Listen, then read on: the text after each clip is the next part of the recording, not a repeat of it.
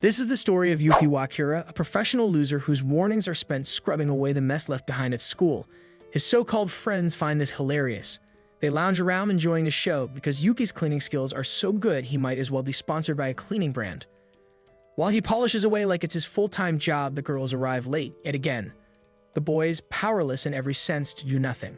After all, they don't get magical perks like the girls.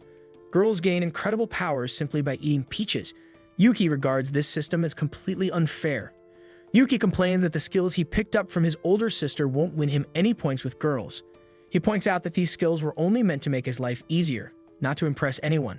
One of his two friends starts whispering about Yuki's sister, but the other quickly shuts it down. Apparently, there are some lines even this group won't cross. Later, Yuki leaves what looks like a job interview. He wonders if there's anything more meaningful he can do than live a normal adult life. Before he can overthink it, a thick fog blocks his view. The fog triggers a memory from his childhood.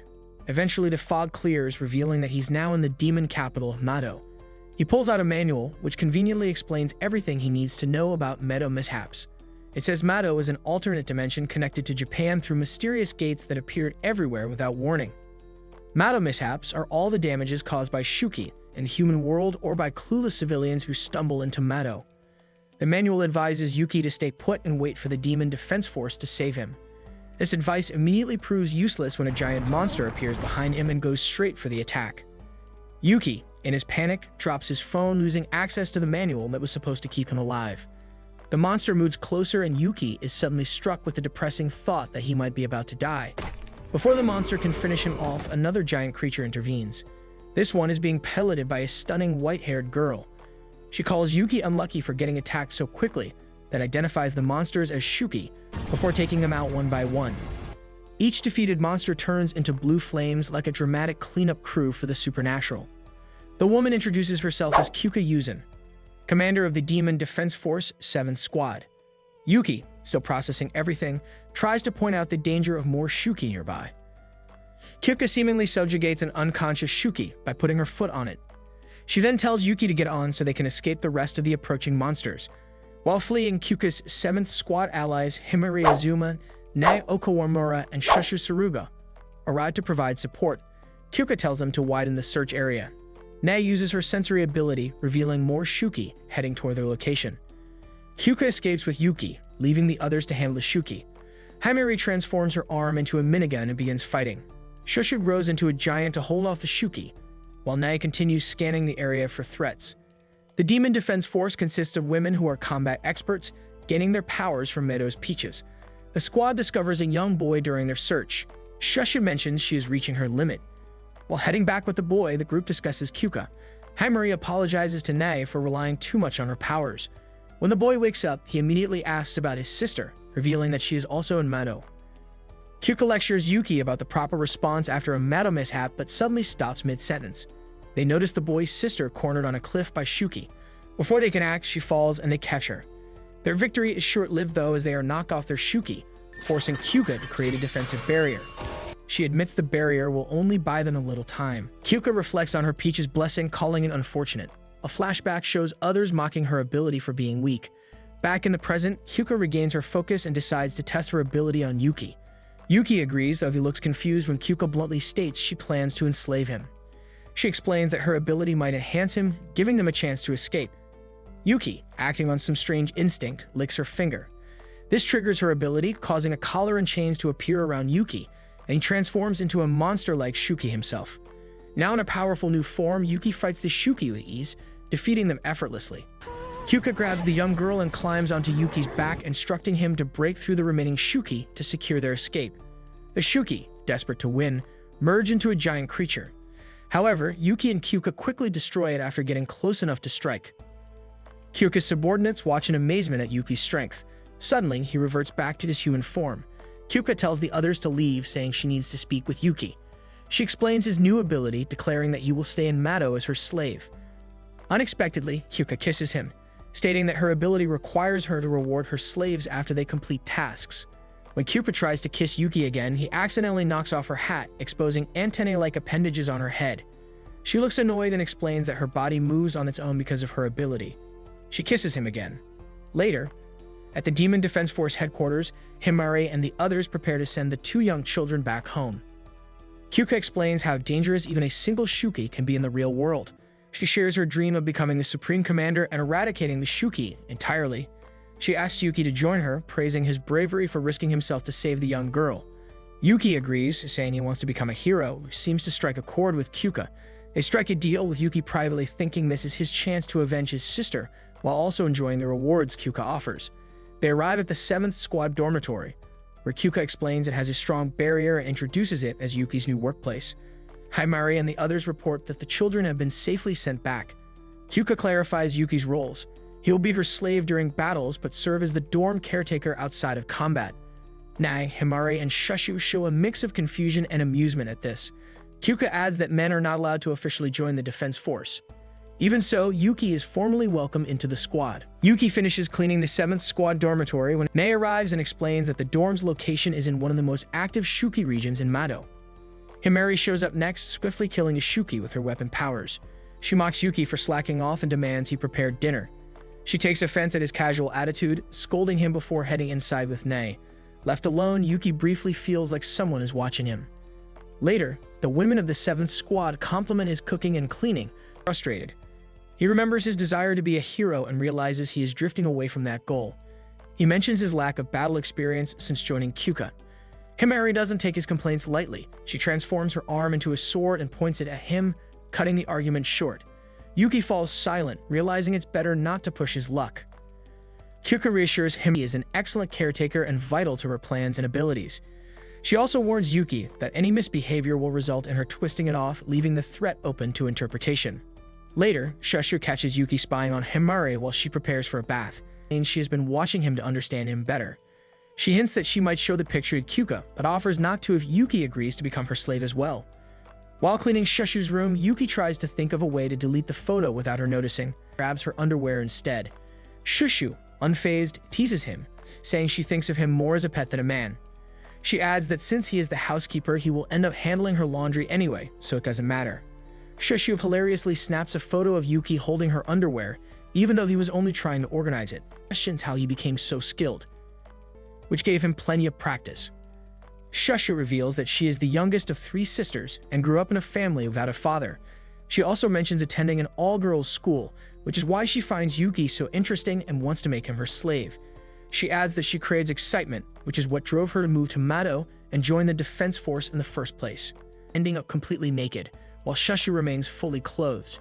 Yuki, desperate to avoid further embarrassment, tries to convince her that getting naked is can't stop laughing at the situation. Their game is cut short when a massive Shuki attacks the base. Shushu uses her ability, which she calls Paradigm Shift, to gaining the upper hand. She repeatedly increases her size and overwhelms the creature until it is defeated. Paradigm Shift to grow in size, but her ability fails for some reason. Frustrated, Yuki reflects on his inability to transform without Kyuka present. He then comes up with an unconventional idea, to kiss something that belongs to Kyuka in hopes of triggering a transformation. After some hesitation, he kisses her combat boots and manages to partially transform into his Shuki-like form. Meanwhile, Shushu laments that her misuse of power will likely cause her to shrink soon. Somehow, Yuki successfully defeats the massive Shuki and reverts to his human form. Soon after, Kyuka and her team return. Kyuka gives Yuki a massage to help with the injuries he sustained during his partial transformation. She then instructs Shushu to thank Yuki for his efforts by assisting him with his caretaker duties.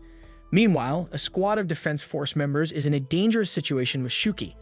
The mysterious woman detects the presence of Yuki within Mado and remarks that she'd know his presence anywhere. Kyuka and Yuki walk through a portal to return to Japan. Kyuka changes into casual clothes while Yuki waits nearby, trying to hide his growing impatience. He asks her where they are going, but she doesn't bother to answer. Back at the dorm, Shushu asks Nae where Yuki has gone.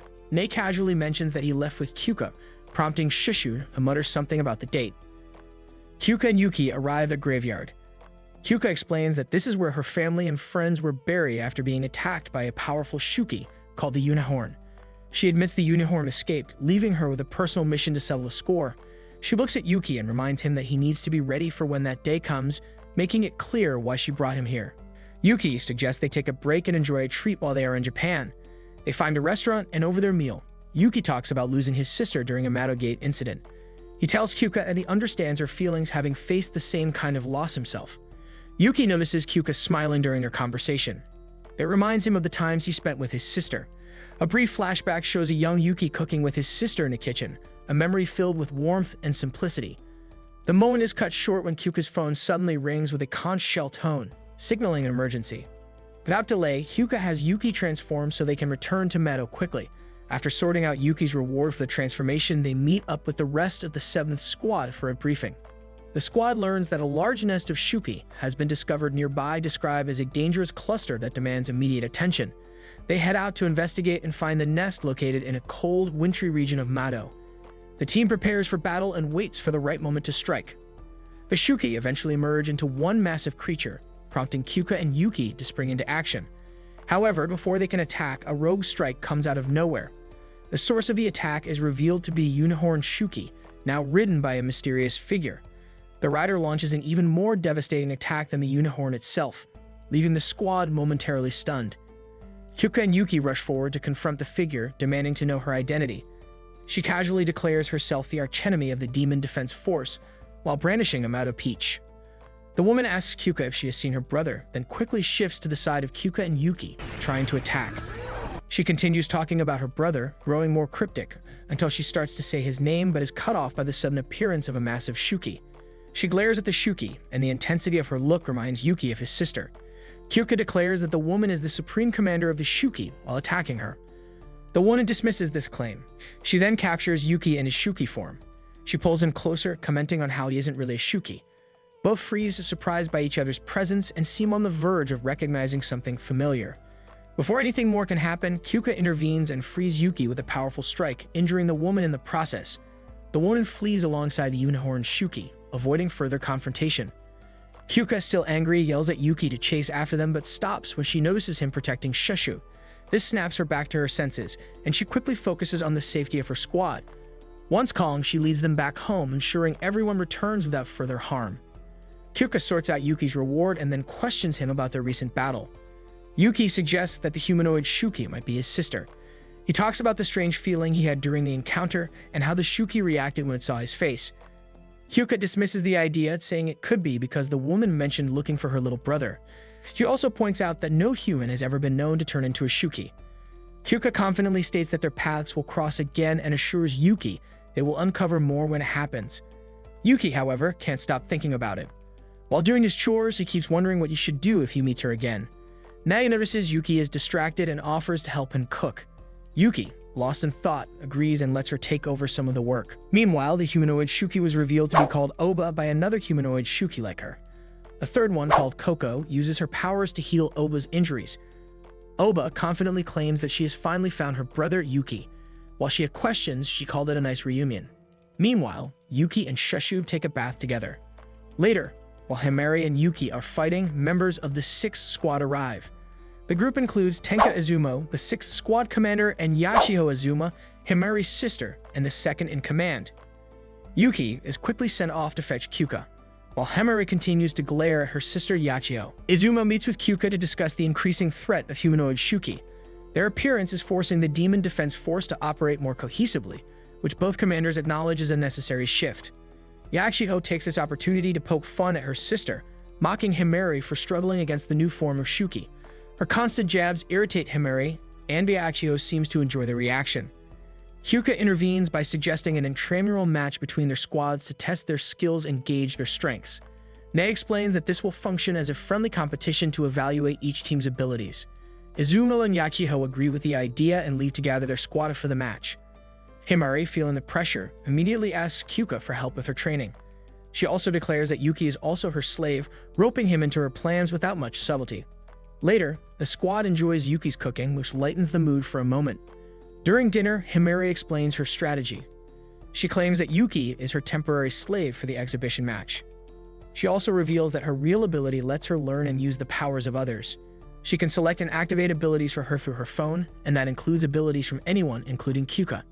Himari, seemingly unaware of the reward aspect of Kyuka's ability, asks Yuki to transform. This results in him taking a different form than he does under Kyuka's ability. He becomes faster but noticeably less strong. Himari calls this form the key to facing her sister, leaving Yuki wondering why she insists on using Kyuka's ability. Before he can press the matter, the reward aspect of Kyuka's ability suddenly activates. Himari looks confused, quickly followed by visible embarrassment when she realizes what's happening. After working out what his reward was this time, the two discussed using an alternate ability on the drive back. Himari explains that her ability usually weakens the powers it copies to the point of being useless, but this doesn't seem to happen with Kyuka's ability. Himari then shares more about her past, revealing she was born into the Azuma family with high expectations to match her older sisters. Despite her efforts, she always made mistakes at crucial moments, which led to constant teasing at home. She admits this exhibition match is her first real chance to prove herself after cutting ties with her family. It's also the reason she insists on having Yuki's help, knowing how much is at stake for her. Yuki connects to this desire of Himari. Himari then shares her concern about not having a finishing move for their fights. Himari explains Yachiyo's ability, which lets her control time completely, pausing and rewinding it, and calls it Golden Hour. Meanwhile, Yachiyo, in another scene, rants about her dislike for Himari while taking a shower. She seems excited about the idea of defeating Himari. Himari and Yuki come up with a strategy. They decide to push Yachiyo to exhaust herself by making her use her ability repeatedly. They plan to beat her with a move based on speed, aiming to strike before she can stop time. Their attempts do not work perfectly at first, but Himari stays positive and motivates Yuki to keep trying. Later, Kyuka joins their training. She praises their efforts and smart planning. She suggests that Himari rides on Yuki because of the special nature of her ability. This makes Yuki much stronger, but he feels more tired than usual after training. The day of the match arrives. Izumo and Yachiyo return with another teammate, Sahara Wakasa.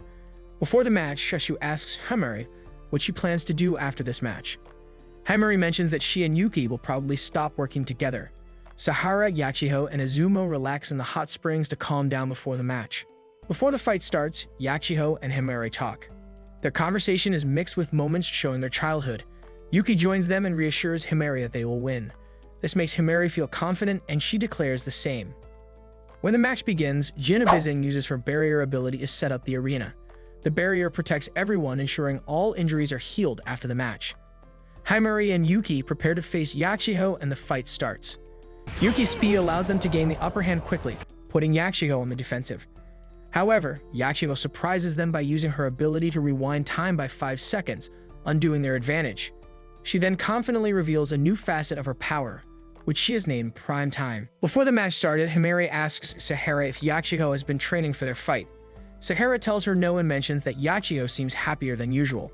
This makes Himari curious but doesn't distract her focus. In present, Yuki and Himari stick to their strategy. Yachiyo surprises them by pulling out a weapon modified for metal combat. However, when Yachiyo tries to freeze time again, Himari quickly directs Yuki to rush at her. Even though they land another successful hit, Yachiyo remains alert enough to rewind time by 5 seconds again. This time, Yachiyo activates her Golden Hour power early to trap them in frozen time. However, Himari is ready for this and instructs Yuki to move out of her range before time can stop. This clever adjustment forces Yachiyo to waste her ability without gaining an advantage. Himari feels a surge of joy seeing their plan work. She and Yuki begin running literal circles around Yachiyo, keeping her on the defensive. Yuki notices the determination in Himari's eyes and realizes how much she wants to win. He also understands her deeper dream to become a hero like their commander, Kyuka. From the sidelines, Kyuka, Nang, and Sheshu Segara cheer them on. However, Kyuka looks unsure of what to expect. Himari and Yuki begin rushing at Yachiyo in short bursts, creating small flurries of attacks to disrupt her balance and rhythm. Their movements are quick and unpredictable, forcing Yachiyo to stay defensive. On the sidelines, Izumo and Sahara from the 6th squad watch in amazement. They are surprised to see Yuki being effectively subjugated by someone other than Kyuka, noting how well Himari has taken control of the situation. Himari explains that Yachiyo's power cannot be activated instantly. This means they can read her body language and adjust their movements and distance to counter her timing. Their approach seems effective, but Yachiyo quickly catches on to their strategy. Realizing that she is being outmaneuvered, Yachiyo decides to use her trump card. Yachiyo activates her Prime Time ability, which freezes time for 10 seconds. This catches Himari and Yuki completely off guard. With time stopped, Yachiyo moves into position, ensuring that both of them are within her attack range. She fires several bullets at the pair during the frozen moment. Himari and Yuki are struck by Yachiyo's bullets and collapse onto the ground, injured from the attack. Yachiyo seizes the moment to explain her new ability, Prime Time, and its limitations. She reveals that while the ability allows her to freeze time for a longer period, it also takes more time to activate. To counter this weakness, she tricked them into letting their guard down. Yachiho confidently declares that Himari's downfall is underestimating her growth. She points out that her skills improve over time, making her harder to defeat. She also explains that Himari's abilities cannot be switched freely, as each one has a cost that must be paid before another can be used. This forces Himari to rely on limited strategies. Himari begins to doubt herself, wondering if all her efforts have been for nothing. However, Yuki encourages her to keep going. Inspired by his determination, Himari finds the strength to stand back up. Together, the pair prepare to continue the fight, refusing to give up despite the odds stacked against them. Himari and Yuki rush at Yachiho with a well-planned move. In the middle of their attack, Yuki transforms, creating a thick cloud of smoke that obscures Yachiho's vision. Forced to act quickly, Yachiho freezes time to regain control, but she cannot see where Himari is. Using Yuki as a distraction, Himari sneaks behind Yachiho and successfully attacks her. Shortly after, Himari is declared the winner of the match.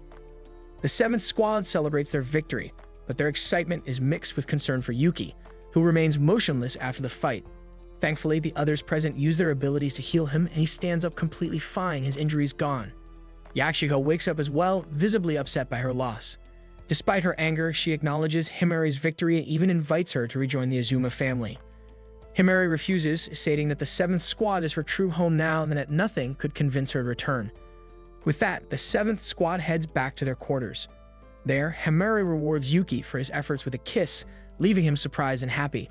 Meanwhile, the 6th squad reviews Yachiho's match. They discuss how Yuki likely held back during the fight since he was up against a human opponent. Izuno critiques Yachiho's habit of toying with her enemies but also praises Yuki's performance, showing some newfound respect for him.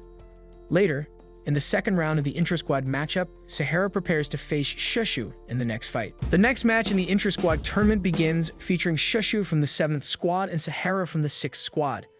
As a consequence of her earlier defeat, Izumo forces Yachiho to serve as the cheerleader for the match, a role she accepts grudgingly. Meanwhile, Shushu proposes to Sahara that they delay using their abilities, suggesting the match kicks off with grappling moves, holds, and throws as both fighters test their strength and skill against each other. After some time, Sahara grows tired of the standoff and declares it's time to bring out their abilities. Shushu activates her paradigm shift, which greatly increases her size and power, while Sahara unleashes her ability Mad Sheep with a count of 3. Sahara's ability temporarily boosts her strength based on the countdown she sets beforehand. The shorter the countdown, the stronger the boost, but it comes with a mandatory 3-minute cooldown afterward. Using her in fight being knocked down again, Shushu remains determined. She recalls a moment from high school. In that memory, she talks with friends about wanting more excitement in life than mundane things like boyfriends. This desire for something extraordinary is much to everyone's surprise and deliberately falls on top of Sahara. Using her enhanced strength, she prevents herself from being crushed under Shushu's massive form. But with her instincts fully unleashed, Sahara lands a devastating blow on Shushu, knocking her out in exactly 3 minutes, the limit of her enhanced strength. The match ends with Sahara declared the winner, leaving Shushu devastated. She walks back to the 7th squad dorm in tears, embarrassed and convinced she made a fool of herself in front of Yuki. Yuki, noticing her distress, chases after her. He calmly asks if she'd like something to drink while she gets dressed, adding that as the caretaker of the squad, it's his job to help. Shushu asks Yuki to erase all memories of her pitiful performance in the match. However, words quickly cheer her up, and she surprises him by asking him to close his eyes for a moment. After stepping outside, she kisses him but brushes off his question about her intentions. Instead of admitting her true feelings, she decides to wait, choosing to hide them until she feels he has stronger feelings for her. Meanwhile, Nae, on a reconnaissance mission in Mado, uncovers unsettling news. She discovers 2 Shuki women discussing an upcoming battle. Before Nae can act further, a horde of Shuki begins rushing toward the arena. The situation escalates when the sudden chaos forces Yuki and Shushu to rejoin the fray. The battle intensifies. Himari and Kyuka team up with Yuki, triggering a new transformation for him. Riding alongside them, Yuki takes on his most powerful form yet, known as War Cloud. Humanoid Shuki. Prado rages on and is revealed that Kyuka possesses a rare and unique skill that sets her apart. Unfortunately, she uses her golden hour ability to restore it. Zuma steps in and insists on taking her place, urging her to rest and recover. Hyuka, Himari, and Yuki, still transformed and fully engaged, fight relentlessly. Their efforts keep the Shuki forces from overwhelming. Raren views only 2 individuals as worthy targets, herself and Kyuka. As commanders, they represent Zumo quickly shifts her focus and prepares to confront Raren directly, knowing that keeping him occupied is crucial for the team's success. Raren unleashes a massive lightning attack aimed at Izumo, his confidence evident in his every move. Izumo, however, proves herself to be more than a match for his arrogance. Using her unique abilities, she skillfully evades the attack, positioning herself behind Raren in a calculated counter-move. She attempts to land a direct strike, but Raren's reflexes allow him to dodge at the last second. Their battle escalates into a pattern of Raren launching devastatingly powerful strikes and Izumo evading with remarkable precision. Each move and counter-move showcases her agility and mastery of her ability, keeping Raren from gaining the upper hand. Realizing the need to change tactics, Izumo shifts to an offensive strategy. She uses her ability in a new way, creating what seems like a small black hole to pull him in and disrupt his movements.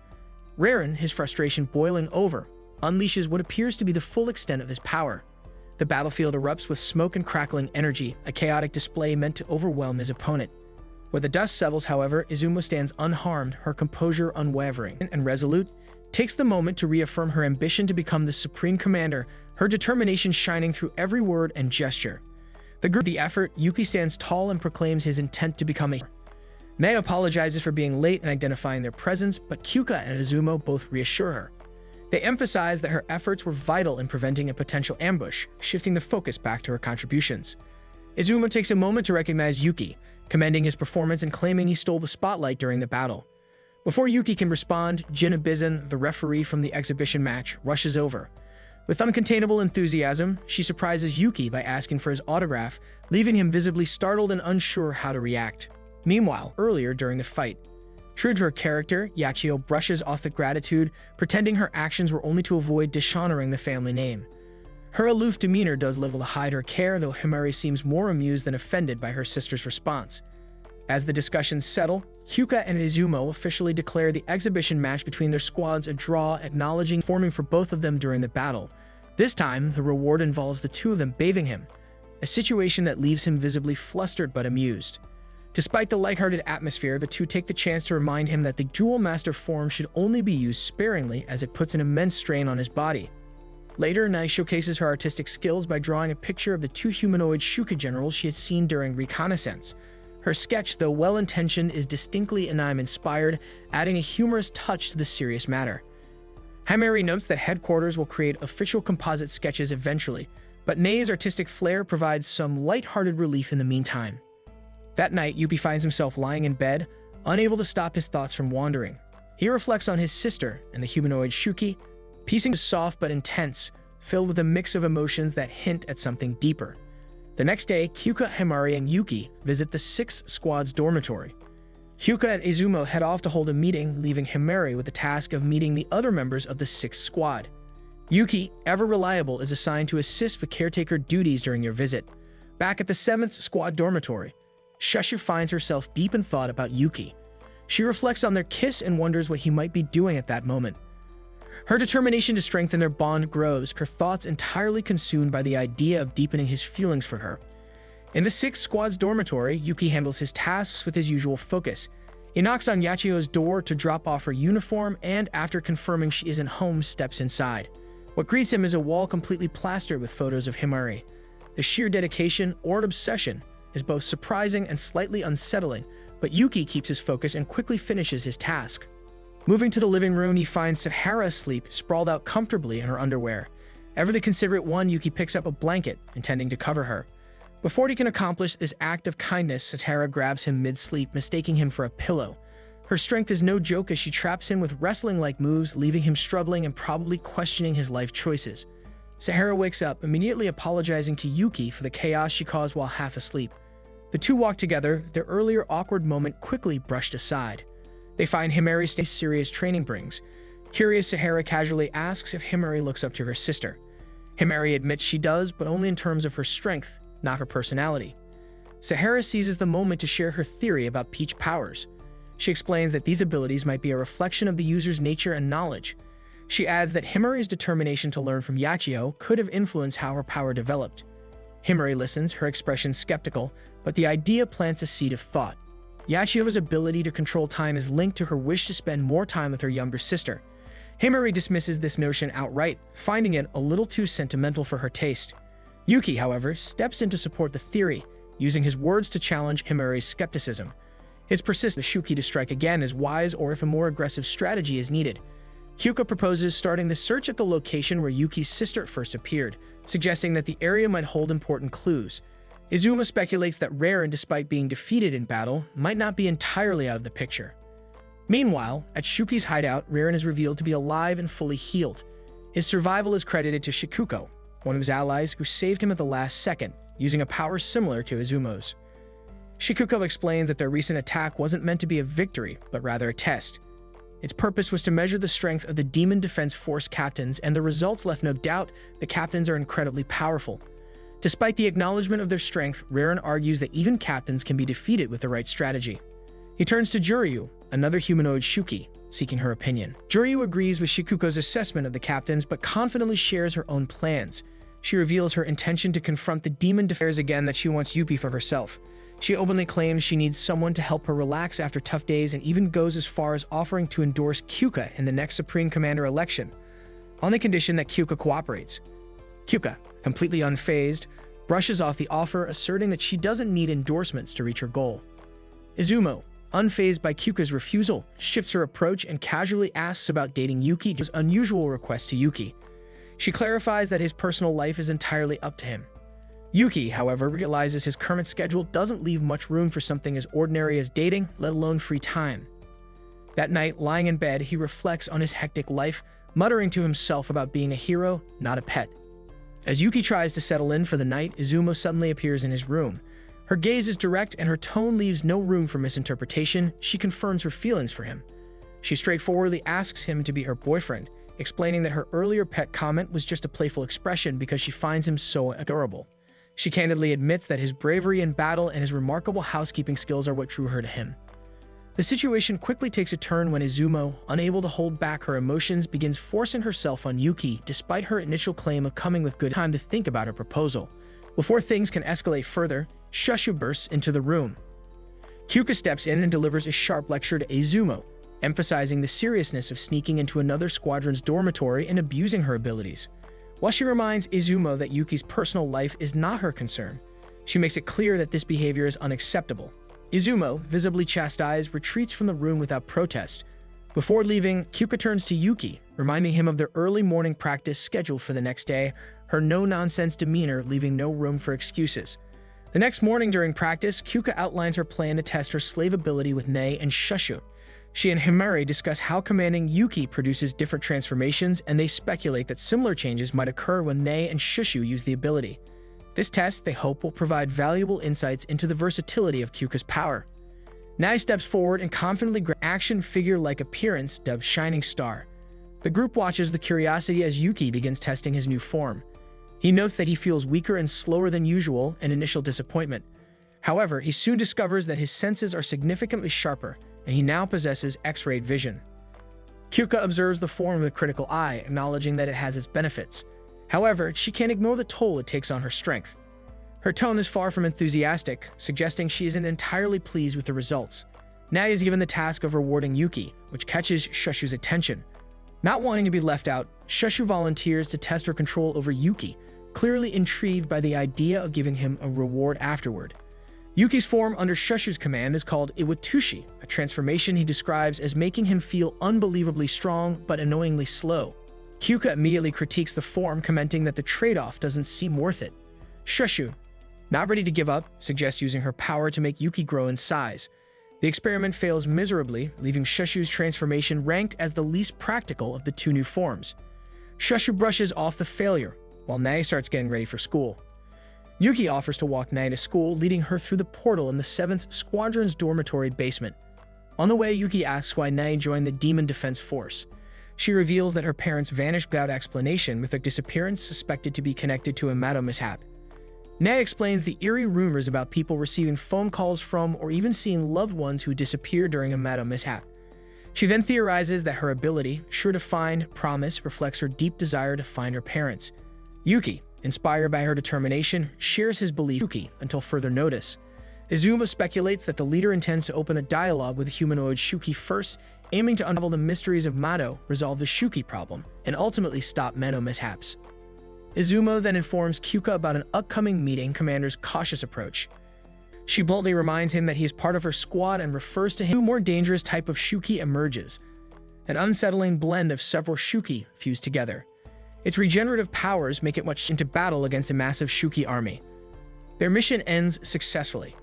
When they return to the 7th Squad dormitory, they find Izumo already waiting, along with Nei, Himari, and Shushu. The group gathers together to discuss Yuki's sister, Oba Wakura, who disappeared years ago during a Mado mishap. The conversation triggers a flashback of Yuki's childhood, showing Oba standing up for him when a high school bully picked on him. The flashback also reveals how Yuki learned to defend himself by playing with Oba, picking up techniques like holds and throws along the way. Back in the present, the others express how wonderful Oba must have been as his sister. Kyuka, noticing the emotions lingering on Yuki's face, decides to give him the rest of the day off to relax. She then orders Izumo to return to the 6th Squad's dormitory, dismissing her to avoid crowding the space. Just then, Nei senses someone in danger about 4 kilometers south of the base. Kyuka acts swiftly, sending Himari and Shushu to investigate and handle the situation, making sure the squad remains ready for any threats. Himari and Shushu quickly deal with the small group of Shuki, chasing what appears to be a human girl. However, as Himari approaches the girl to offer help, the girl suddenly attacks. She reveals herself to be one of the humanoid Shuki, smirking as she summons more regular Shuki and introduces herself as Coco. Himari tries to explain the Supreme Commander's intent to negotiate with the humanoid Shuki, but Coco dismisses the idea with a cold smile. Instead of backing down, she intensifies the chaos, making the situation worse. Meanwhile, Kyuka finds Yuki and urgently tells him to transform, sensing that the situation is rapidly escalating. Coco then summons an unusually strong Shuki named Kuma. The beast is massive, towering over the others. Without hesitation, Himari pulls out a weapon that looks like a rocket launcher, aiming directly at Kuma, but Coco dodges the explosive blast with ease and retaliates. Fortunately, Himari's quick reflexes allow her to avoid the counterattack. Shushu, undeterred by the chaos, swiftly eliminates all the regular Shuki in the area. Just as she catches her breath, a new type of Shuki, one wielding a weapon, charges at her. To make matters worse, another humanoid Shuki emerges from the crowd, grabbing his own weapon and launching a deadly attack at Shushu with pinpoint accuracy. Oba Wakura suddenly appears before Kyuka and Yuki, casually eating a Mado peach. Before either can react, Oda commands Yuki to stop, and to Kyuka's surprise, he obeys without hesitation. Seizing the opportunity, Oba uses her hair to restrain Yuki, declaring her mission complete. While Kyuka is occupied with an ambush of regular Shuki, Oba disappears with Yuki, vanishing without a trace. Coco and the other humanoid Shuki fighting Shushu also retreat, leaving the battlefield unnervingly quiet. Once Kyuka regroups with Himari and Shushu, she decides they should return to base to tend to their wounds and figure out their next move. Yuki awakens in an unfamiliar place only to find Coco licking his face. Clearly uncomfortable, he tries to rise, but an unnamed humanoid Shuki forces him to stay put, preventing him from removing Coco from his body. It's at that moment that Yuki realizes the harsh truth. His sister, Oba, has now become a humanoid Shuki. At that moment, Oba enters the room and hugs Yuki, completing their long-awaited reunion. The bond between them is undeniable, even under the strange and unsettling circumstances. She takes him outside, explaining that they are in a hidden village far beyond the reach of the Demon Defense Force's usual patrols. Oba reveals that around 20 former humans now live in this village, forming a small but resilient community. As they move through the village, Coco and the unnamed humanoid Shuki finally introduce themselves as Koko Zenabaki and Naon Yuno. Oba and the others share the story of how an accident turned them into half-monsters, physically altered by the transformation. However, they emphasize that their human souls are still intact, refusing to accept that their humanity has been lost. Oba tells Yuki that they can live peacefully in this village, far from the threats and dangers of the outside world. But Yuki, struggling to accept the changes, counters by insisting that they don't need to live like this. He argues that Oba is still human, and that they could find a way to return to their old lives. His words unintentionally offend Oba and the others, as they feel his rejection of their new reality. The trio firmly states that the Demon Defense Force is their enemy now, and that a battle between them is inevitable because they can never see eye to eye as allies. Back at the 7th Squad dormitory, Nei, Shushu, and Himari share their growing concern for Yuki. Nei wonders what has happened to him, while Himari points out that the humanoid Shuki likely captured him for a specific reason, which means he's probably safe for now. Meanwhile, it's revealed that Kyuka has been holed up in her room since their return, clearly struggling with the Supreme Commander's order not to attack the humanoid Shuki. Kyuka stares out her window, her mind restless. Suddenly, she senses something in the distance, her instincts sharpening without warning. Meanwhile, Yuki breaks the tension with Oba by asking how she knew he was in Mado. Oba softens, her friendly nature returning, and she compliments Yuki, noting how much he's grown and how good he looks now. At the same time, Kyuka realizes her connection to Yuki has led her to him. Her body moves almost instinctively, driven by the need to give Yuki his reward. This strange connection becomes her guide as she plans her next move. Yuki and Oba have a private moment, giving him the chance to ask about her powers and the Meadow Peaches. Oba reveals that the Peaches were the cause of her transformation, along with the others in the village, forcing them into their hybrid forms. Despite her calm tone, the truth weighs heavily.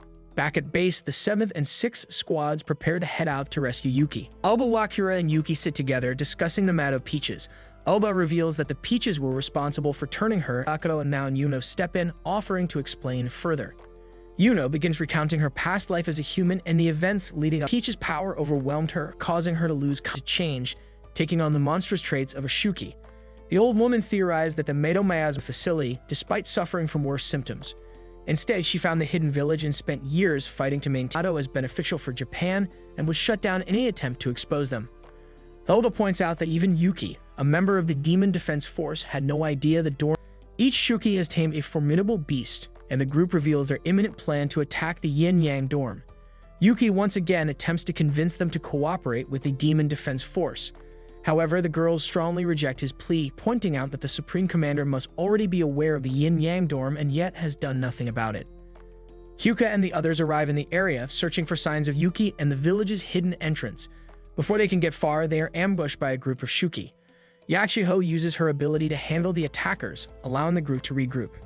Moments later, Koko appears riding Kuma Doji, forcing Sahara and Shushu to engage her, while the rest push forward into the village. Inside, the team encounters Akira and Yuno, who ambush them. Haimuri and Izumo and Yuzin teleport deeper into the area to locate Yuki. Their quick movements pay off, and they successfully find Yuki and prepare to escape. However, their retreat is interrupted when Oba tracks them down. Oba lunges to attack Yuzin and Izumo, but Yuki steps between them, blocking her path. He reveals the truth to his commanders that the humanoid Shuki before they wait a second and hear him out, explaining what happened to her to Yuzin and Izumo. Meanwhile, Sahara and Shushu continue their fight against Koko and Kuma, but things escalate when it becomes clear that Koko has no interest in talking.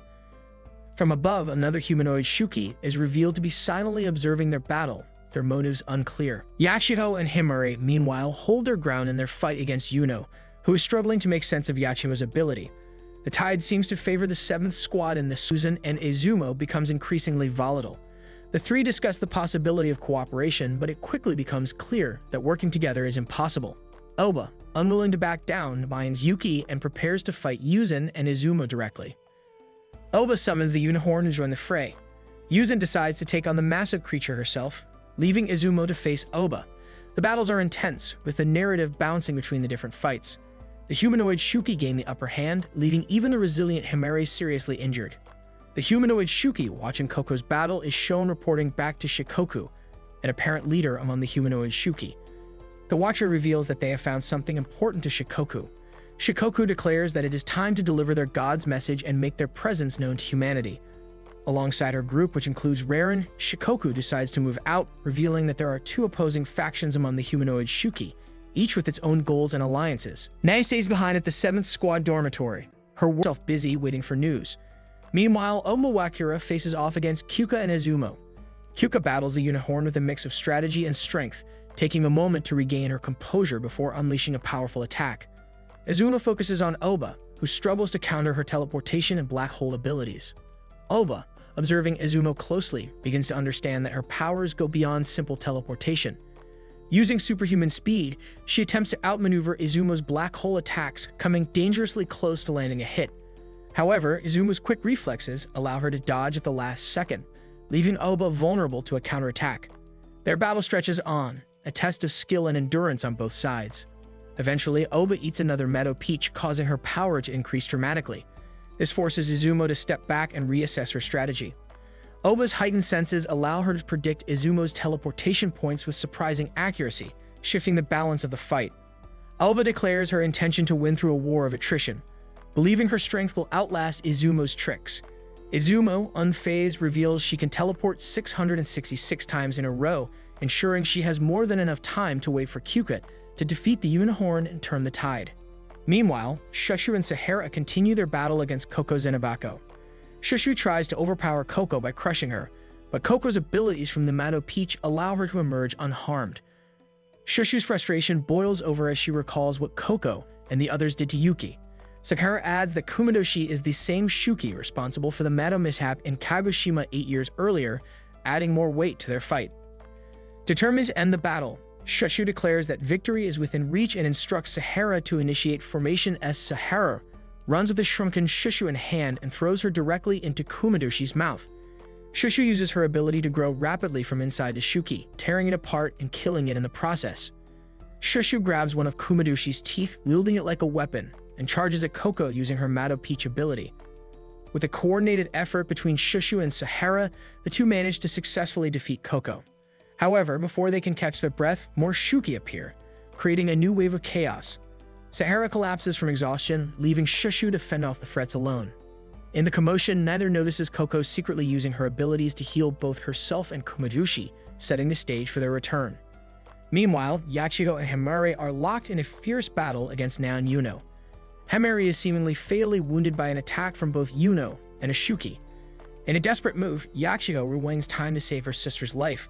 Her intervention not only prevents the attack but also allows her to warn Himari about the danger. However, this action inadvertently reveals the true nature of her ability to Yuno, who immediately adjusts her strategy. Yachigo freezes time just as Akira, the Shuki, launches a barrage of spears at Himari. The attack is halted midair, but Yachigo's overuse of her power begins to show, straining her. As Himari prepares to counter the threat, more Shuki approach her from behind. Yachigo uses her ability again to prevent the attack, openly admitting the toll it is taking on her. Yuno suddenly appears out of nowhere, attempting to kill Himari in a swift strike. Himari reacts quickly, blocking the sword strike with her own weapon. Himari declares it is her turn to protect Yachigo, stepping forward to handle the fight while her sister takes a moment to recover. Yuno exudes confidence, sharing her belief in victory with Akira. Yachigo and Himari stand back to back, discussing their best course of action. Himari then reveals she has a secret weapon she hasn't tried before but feels confident it will work. Himari transforms her hair into a multitude of weapons, unleashing an indiscriminate barrage across the cavern. The reckless attack exposes Yuno's position, giving Yachigo the opportunity to use her primetime ability to rewind time by 10 seconds. This allows her to pinpoint exactly where Yuno and Akira are hiding. Yachigo informs Himari that the plan worked, and together they use the information to defeat Yuno and Akira, seemingly ending the battle. Focus shifts back to Oba and Kyuka's intense fight. Izumo cleverly manipulates the situation, tricking Oba into attacking the unicorn. This move sets Kyuka up for a precise strike on Oba. Grateful for the opportunity, Izumo follows up with her Amy no Mitori ability, landing a direct hit on Oba using a black hole. However, her resolve falters briefly, leaving her vulnerable. Oba capitalizes on the moment, delivering a devastating counterattack on Izumo. The ground suddenly collapses beneath Kyuka and the unicorn, sending both into a chaotic drop. Meanwhile, Izumo lies injured before Yuki, completely spent from Oba's devastating counterattack. Before losing consciousness, she explains her hesitation. She admits it came from not wanting to upset Yuki by causing the death of his sister, a mistake she blames on the confusing new emotions she has been experiencing lately. Oba surprises everyone by commending Izumo for considering Yuki's feelings. This prompts Izumo to humorously imagine a scenario where Oba becomes her sister-in-law, leaving her momentarily distracted by the absurdity of the thought. However, Izumo acknowledges that she is in no condition to continue fighting and resigns herself to retreat. Oba allows her and Yuki a chance to withdraw, showing an unexpected moment of restraint. Coco and Kumadoshi arrive with Oba, reporting the loss of Akira and confirming that the remaining fighters are making their way to the area. Kyuka, regrouping after the collapse, offers Oba a chance to surrender, keeping her composure despite the increasingly complex situation.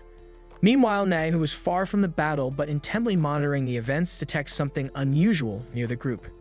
Shikoku and the other humanoid Shuki make their grand entrance, declaring themselves gods. Their imposing presence silences the battlefield as they introduce themselves as the 8 Thunder Gods, proclaiming their dominion over the Shuki and their desire to eradicate humanity. Oba locks eyes with one of the unnamed Thunder Gods. Suddenly, Oba and Yuno are abducted by Shikoku and another Thunder God, who is later revealed to be Juryu. Shikoku openly dismisses Oba and her allies as inferior beings, mere remnants of humanity's past mistakes. Her condescending tone sharpens as she boasts about their power over the Shuki, which she demonstrates when the unicorn attacks Oba without hesitation. Shikoku explains that the unicorn's loyalty stems from being bitten by one of her snakes, which stripped it of any remaining independence and restored its primal nature. The bite also grants the unicorn a significant power boost, transforming it into a much more terrifying and destructive form. Its new strength leaves no doubt about Shikoku's control of the battlefield. Amid the chaos, Oba moves to shield Kyuka and Yuki from Joryu's sudden attack, showing an unexpected act of defiance against the gods. The battlefield grows even more perilous when the unicorn turns its sights on them, its destructive intent unrestrained. Kyuka quickly frees Yuki, urging him to transform. Together, the two step forward, prepared to face the unicorn in its newly empowered state.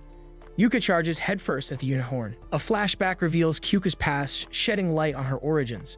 Her childhood was filled with joy, surrounded by the peace of a beautiful village where she shared close bonds with friends. That serenity was shattered when the unicorn attacked. The devastation was brutal, with villagers slaughtered mercilessly. Kyuka, frozen in horror, witnessed the death of one of her dearest friends, a moment that would haunt her forever. In the present, Kyuka faces the very creature responsible for that tragedy. She attacks the unicorn with her sword while Yuki holds it back, but their efforts prove ineffective. Undeterred, the pair continue their coordinated attacks, working tirelessly to bring the beast down. Each attempt chips away at the unicorn's defenses, but doesn't deliver the decisive blow they need. Joryu watches the battle unfold and suggests to Shikoku that they should leave. However, Joryu tells Shikoku to go on without her, deciding to take Koko Zenobako and Naon Yuno, with her for reasons left unclear. The battlefield remains chaotic as the gods begin to move with their own plans. Yuki focuses his energy into his fist, delivering a powerful punch to the unicorn. The force of their clash is immense, and the impact appears to break several of the unicorn's fingers. With its other hand, the unicorn attempts to retaliate, but Yuki counters again, seemingly breaking its wrist. The damage enrages the creature, causing it to undergo another transformation. This time, the unicorn's form becomes even more grotesque and primal. The unicorn charges at Yuki with unstoppable force, sending both him and Kyuka flying backward. The impact is immense, forcing the pair to quickly recover and prepare for another round.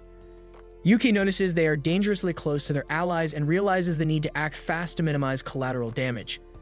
Channeling his strength into his mouth, he grips the unicorn's horn with his teeth, biting down hard enough to crack and restrain the beast temporarily. Kyuka seizes the opportunity created by Yuki's efforts and rushes at the unicorn. With precision and determination, she successfully cuts off its horn and one of its arms. The damage forces the unicorn to revert to its previous, but still monstrous, form. Yuki doesn't let up, using his chain to restrain the unicorn completely. This gives Kyuka the perfect opening to deliver her finishing move, a powerful technique called Howling Cherry Blossom. As Kyuka executes the move, her mind flashes to memories of her dead friends and the relentless training she endured to reach this moment. Her attack strikes true, killing the unicorn and splitting it into several pieces.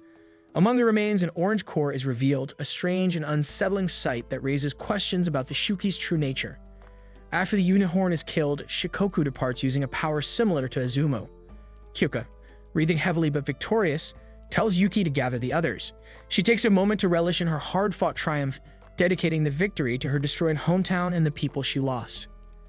Shikoku travels through an alternate space, reflecting on the battle. She commends Kyuka's impressive skills and notes Yuki's potential, remarking that he seems like he could be quite entertaining. Meanwhile, Izumo uses her power to transport the rest of the group back to safety before returning to the battlefield. This leaves Kyuka, Izumo, Oba Wakura, and Yuki alone together. The group turns to Oba, asking about her next steps. Oba acknowledges her current weakness, explaining that her forces are depleted and her allies are gone. Despite this, she remains determined to rescue Koko and Yuno.